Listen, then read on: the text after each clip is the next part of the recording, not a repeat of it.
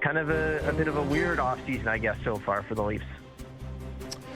What would you make that third line look like if you could run the team? I don't know. I'm certainly intrigued by the possibility of Nicholas Waugh and Dakota Joshua together, the size they would have, the ability to play physically and to kind of soak up. You know what, you guys are talking coming in about how, Austin Matthews, what kind of season he's going to have, who he's going to play with. And with the way the lineup's coming together, maybe, he won't be needed to be relied upon to play quite as many defensive zone starts and kind of matchup roles. Certainly, they're going to lean on him a lot for those top-line matchups, but maybe you can free him up a little bit more if you have a responsible line led by Nicholas Waugh and even a Scott Laughton maybe led fourth line that can soak up some defensive zone starts, and you can create more opportunities for a Nyes, Matthews, and whoever, maybe it's Domi over there, line to really do some damage offensively. So I think that there's going to be a bit more, maybe you'll lose the high-end skill of Marner, but maybe a bit more flexibility to make the whole lineup a little bit more effective. Yeah, that's going to be the question. Like, again, we're focusing so much on depth players, and they're important. But, what we just stumbled across is ultimately what's going to determine what happens here, Mark. And you've been around Matthews his whole career. How do you expect him to handle the absence of Marner? I think he'll handle it fine. I mean, the big question is health. He says he's going to be healthy, right? That's what he said on the locker cleanout day, assuming he's back to being the guy who's a, Hart Trophy candidate, 60-plus goal scorer. I expect him to be fine playing with Matthew Nyes, whoever's over there, as you said. If anything, I imagine he'll be emboldened, to take even more ownership. He got the C last summer. Now Mitch Marner's gone. I mean, just kind of take control, do your thing. I expect him to come back with a vengeance next season and just be even more motivated to do his thing. He's the best goal scorer that we've seen in this generation. So huge expectations for him next season. I imagine he's going to meet him. Mark, if Craig Berube called you up this summer, and maybe he has already, could happen, or he texted you, and he said, who do you think I should play on that right side with Matthews? Because you and I both know he didn't like, and maybe hate is too strong, but he was pretty much against playing Nylander with Matthews really like the entire year, even in the playoffs when Marner Matthews wasn't really working. So if he called you and he said, who should I play there? Who is it?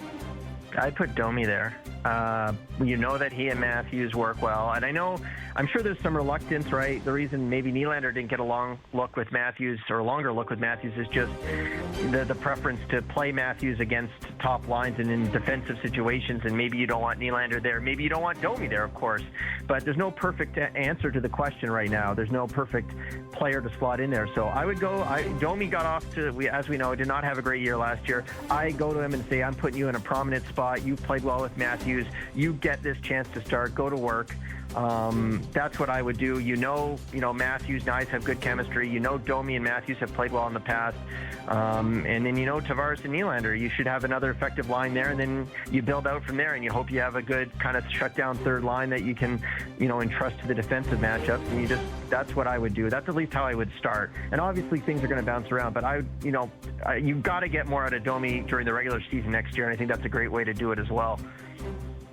Masters, I've been screaming all the way from Edmonton that the Leafs need to get a puck-moving D. They don't have enough of it, or they have maybe one. These guys aren't exactly biting. Jonas is nodding his head now, like, yeah, I'm with you, Struddy. But what do you say, Masters? Are you happy with what they have there, or do they need the guy I gave an example to is Shane Gothenspier? Not saying they can get him or he's the perfect guy, but quick puck moving, get it up to this group of forwards. Yeah, I mean, Brad Treliving acknowledged that in his postmortem of the season, is that they'd like a little bit more of that element on the back end. It's just everyone's kind of locked in on the defensive side, and they focus so much on trying to fill some holes up front that it's kind of been a forgotten thing. Like, everyone's locked in there. A lot of questions about Morgan Riley. He's obviously got the no-move clause. Maybe he gets a bounce back. I suspect he'll be back on the top power play unit with Marner moving on as the quarterback. We'll see. Obviously, he's been there in the past. Maybe you can, with 1 year under his belt with Craig Berube's system, he'll be a bit more comfortable and can just, be more of himself. It's a question mark for sure, but they have lacked that, and it doesn't look like there's an easy answer to that question either. But I would agree that they could use that. It certainly was evident that it was lacking. That said, I still think they have the pieces to make a really good defense core, and maybe that's something that they have to address during the season at some point here, see how things play out. Same as with the top 6 forward that they need. It might take some time for all the pieces to go into place. I like that Trey Living's been patient here and seems to be willing to be patient, not rush into anything, not make a mistake, and just wait for the right piece to kind of become clear, or the right option to become clear. With Mark Masters. So we were talking about the announcement earlier this week that Jeannie Bouchard is going to retire after the National Bank Open, which the women are in Montreal this year. So it'll be, back in her hometown, and that's going to be it. And you were kind of the Jeannie whisperer, Masters. Like, you had access to Jeannie. You were the one that was right in there breaking stories and talking to her and interviewing her a lot over her career. I don't even know how to describe the career of Jeannie Bouchard, because of, it was a flash in the pan clearly, but it was so big.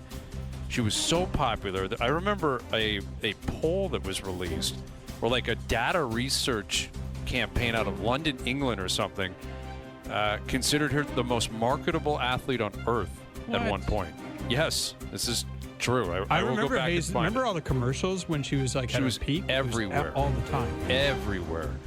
And it lasted, a year and a half? And then it just completely fell off a cliff.